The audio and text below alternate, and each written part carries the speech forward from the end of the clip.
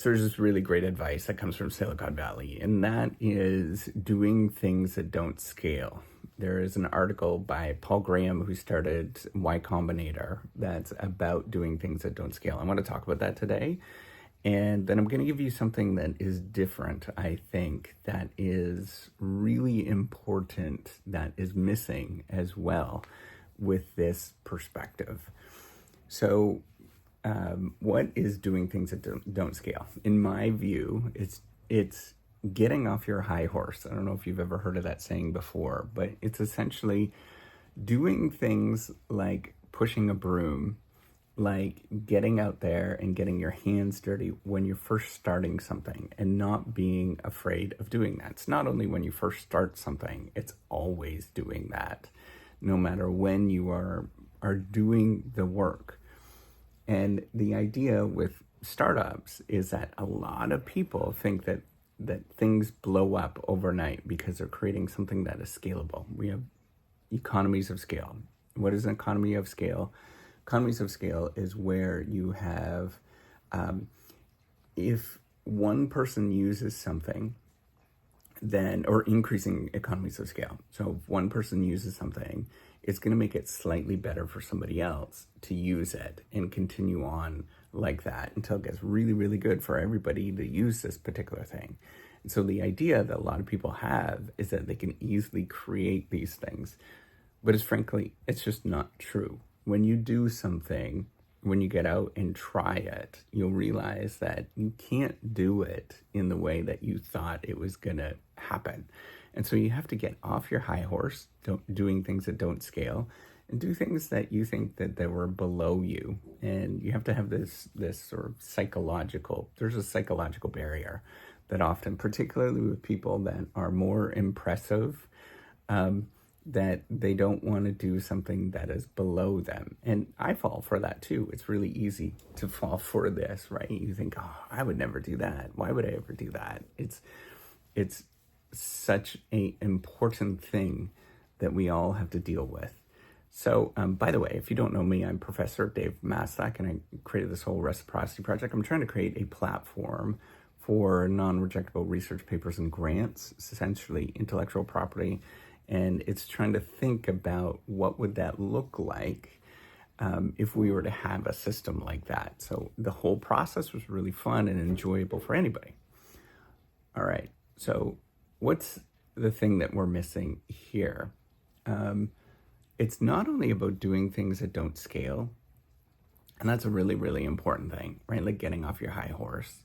But here's the harder part of it, is actually being completely honest with everybody, right? Like tell people where you are and what it looks like, and have them see all of your warts in terms of what you are actually doing and the problems that you experience. This is really easy. It's actually kind of bred into research culture not to show your warts, because everybody thinks, hi, here's the puppies. Oh. Hi, come on up. Come on. Oh, there she is. Okay. Everybody thinks that hiding your warts is the most important thing. We don't want to show things that we are bad at, and we don't want to, we just don't want to look bad, right? It's kind of a human response to do these things. And what this misses out on is sort of naturalness of what you're actually doing. Some things just take a long time. They're hard to do. They require a lot of conviction, and people want to see the process of how things are actually done. And they want to know, if you're to build trust, this is a whole trust building thing that goes on. If you want to build trust and you want people to know and like you and all that kind of stuff, you have to be very, very revealing, right? If you hide things, people are not going to trust you as much if it gets out. And that's, my experience in all areas of my life. If I meet people that something was hidden from me, and then after it was revealed, I no longer trust that person as much. And I feel very uncomfortable around that person.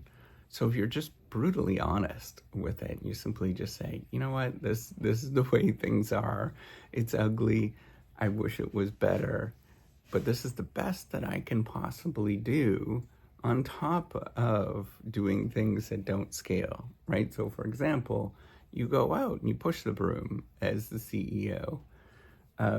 You do all those kind of things that are very, very difficult to do as you're starting out, and you keep doing those things, looking strange and looking weird, and everybody thinking that, what is this person doing?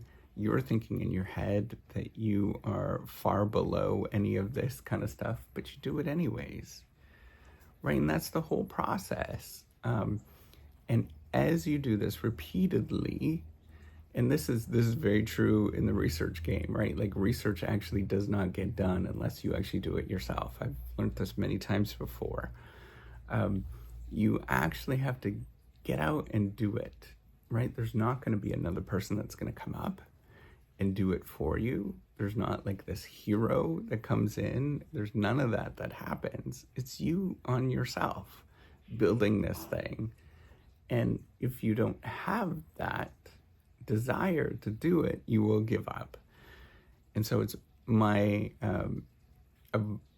belief, and what I've seen, it requires just an insane amount of just determination, where you do want to give up all of the time, and you do things that are below you and all of those kind of things, and you have to repeatedly do that over and over and over again.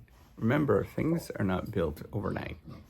Now, here's the cool thing. If you were to do this, right, you have a story to tell after.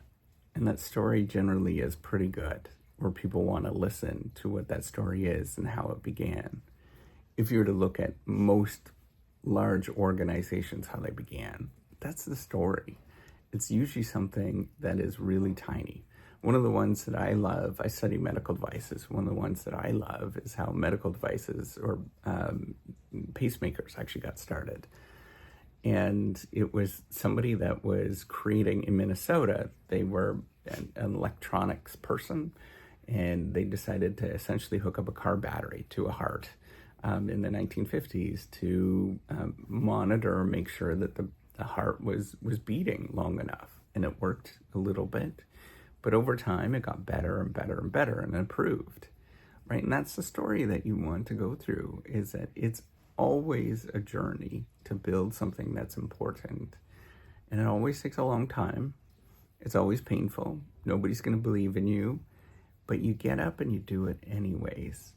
So do things that don't scale, push that broom, and as well, just be brutally honest, right? There's no point in hiding anything anyways. They're going to find out. And if they find out that you were hiding, then at that point, people are going to lose trust in you. So always try to be as open and honest as possible. All right. Take care. Have a wonderful day. Bye.